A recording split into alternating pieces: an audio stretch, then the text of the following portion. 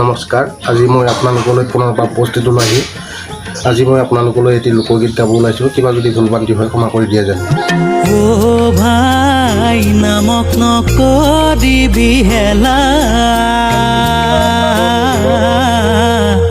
এই হৰি নামে সংসাৰ তাৰিব মৰণ সংকট বেলা।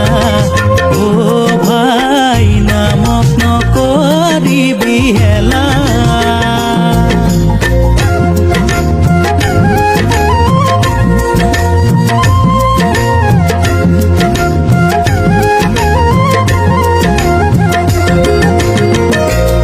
হৰি